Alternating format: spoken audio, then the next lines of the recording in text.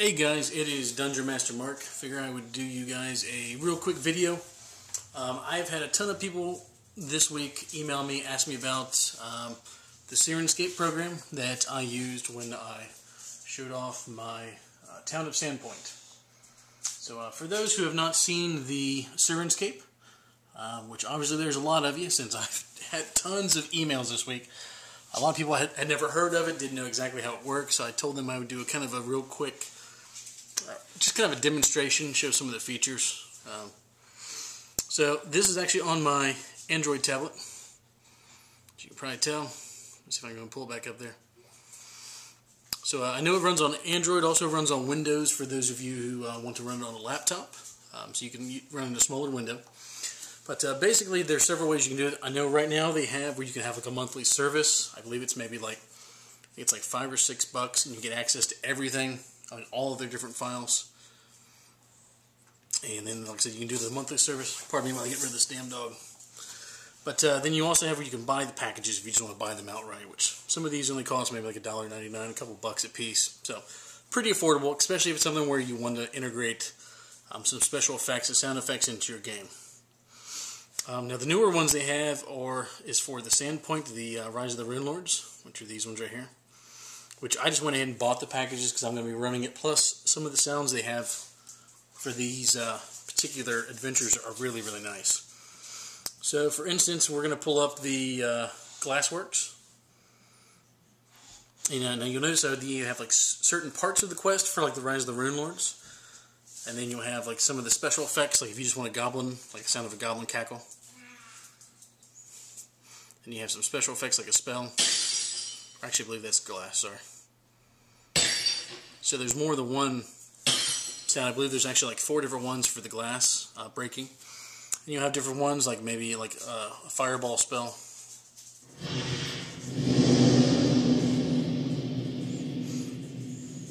Yep. So now all of this right now is actually running off my, I believe it's about a 200 watt surround sound that I've set up here behind me. And I've got some speakers up around the room. So you got the lightning bolt. And you got some spooky sounds. And you got more goblins. Now the really neat thing is over here you'll have where if you want to mix like different types of sounds together. So like this one you have a special music just for the Burnt Offerings adventure. Which, see, once you click on it,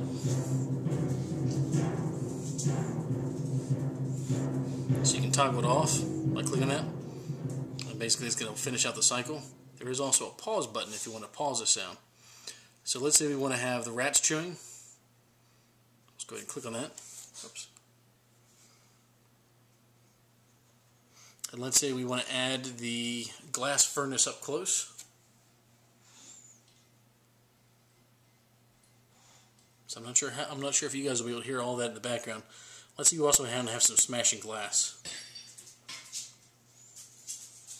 And let's say we want to add a hissing machine.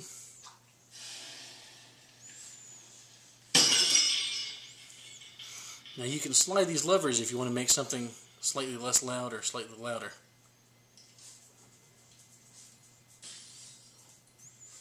So we want to make the hissing machine louder. So you can also scroll up through here. You can also choose different sounds. So let's say we want to add some distant goblins now.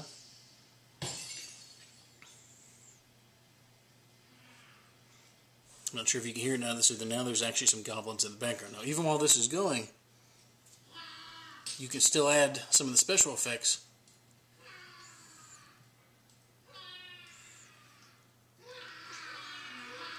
If you want to have a bunch of them yelling all at the same time.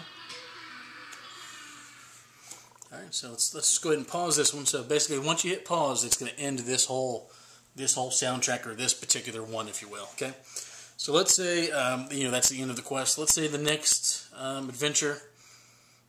Well, let's choose something else. What have we looked at here before? Let's choose the storm. Okay. So I ran a couple quests not too long ago where it's mostly based outside. So I used this. It worked out beautifully.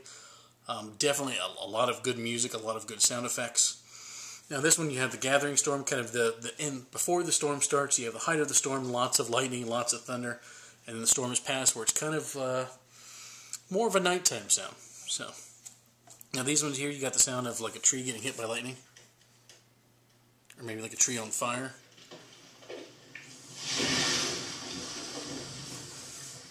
You got lightning, of course.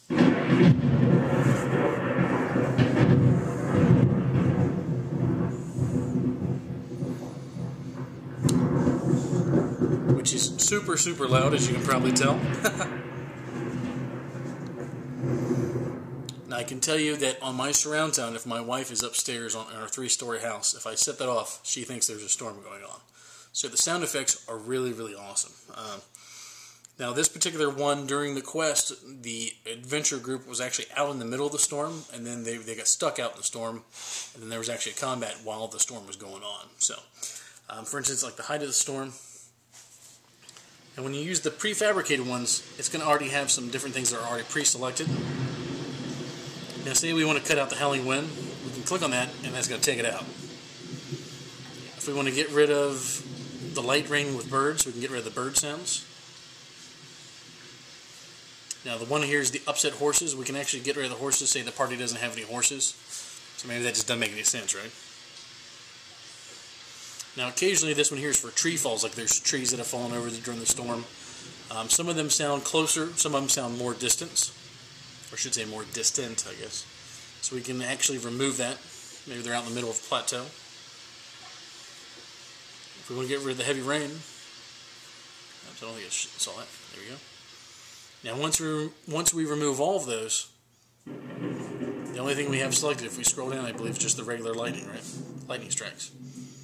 So if we remove that one as well, basically we don't have any sounds at all right now. So maybe the storm just kind of came to a point where there's nothing going on, and we all of a sudden we want to add some thunder back in. Or let's say we want to add some wolf howls.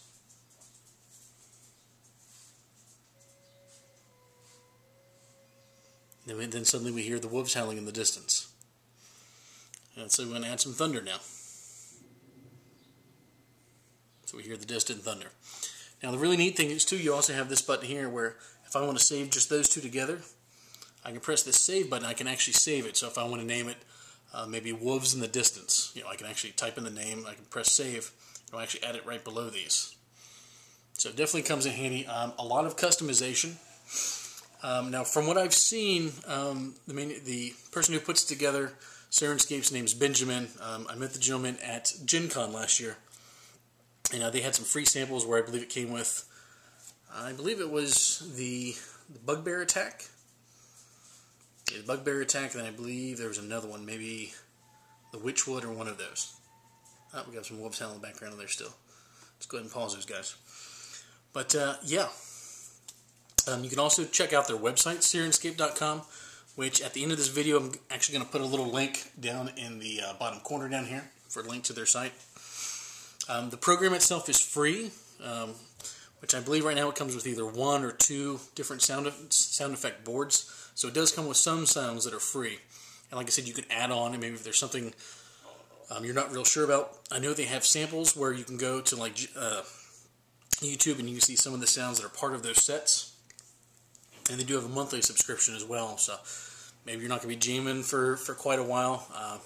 Maybe you only want to subscribe for a month or two while you're jamming, and then pick it up later on. So, but yeah, a lot of good sound effects. The ones I've used the most, of course, the dungeon depths. My players absolutely love a dungeon crawl. So, obviously, I love 3D terrain, so it works out pretty good for me. You have some really nice music for dungeon theme stuff. You got a lot of the spell effects, lightning bolts. You have like an alarm, which I like to use for an alarm spell. Go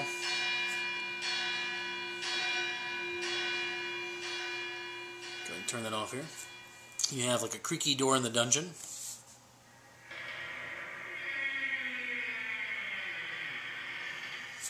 You have like a portcullis, or maybe a trap.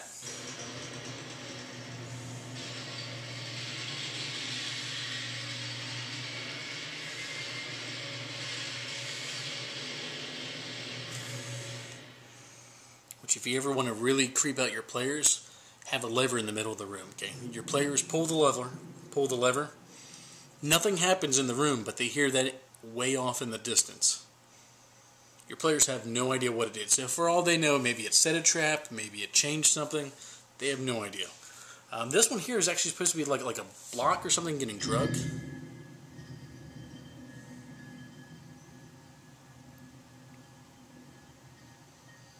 I'm not sure how well the sound. It almost sounds like a large piece of granite maybe being drugged, or maybe like a stone portcullis sliding into place. Pretty nice. Distant Screams is a good one.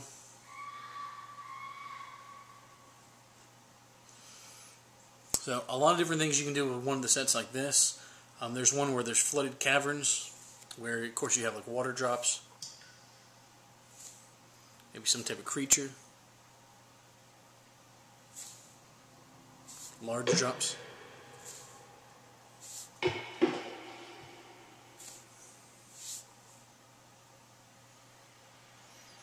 Maybe the sound of a waterfall somewhere in the distance.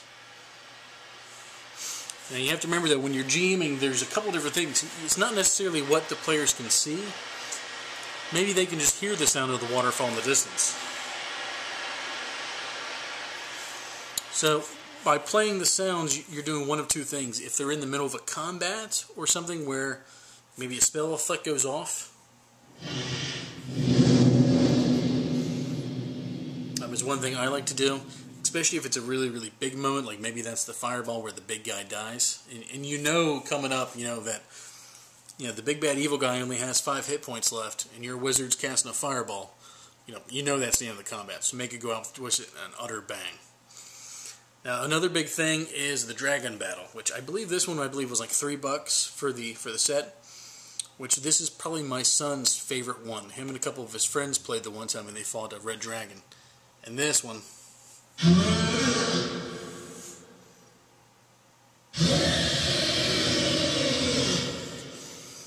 there's nothing more awesome than when your players are outside of a dragon's lair, like a cave, and the dwarf yells something like, come out, you big, giant, stupid lizard, and you respond with this. I mean, for one thing, they haven't even seen the creature yet. All they know is they hear this horrible, loud echo. So at this point, the players aren't really sure how large the thing is, but it's loud enough that the ground shakes around them. Pardon me. But like things like this, you can actually change like claw scratches. You can change if the dragon's all of a sudden becomes angry. Crunching sound on the ground. So it sounds like it's in the distance. Maybe it breathes fire. I believe it's actually the wing flap, sorry.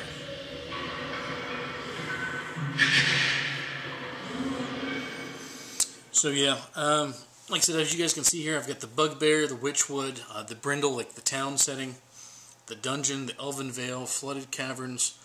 There's a bunch of them I don't have. There's some high sea battle ones. Lair of the Siren, which is kind of like a banshee kind of like ghost sound effects. I got the Spooky. There's a Stony Beach.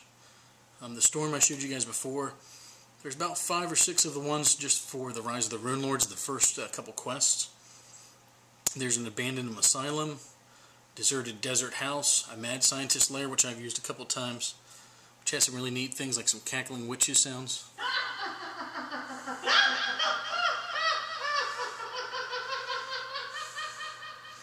So if you have anyone that's running maybe like an alchemist, there's some really neat like buzzing sounds and some strange like bubbling sounds and things. But yeah, that is Syrinscape kind of in a nutshell. A lot of different things you can customize.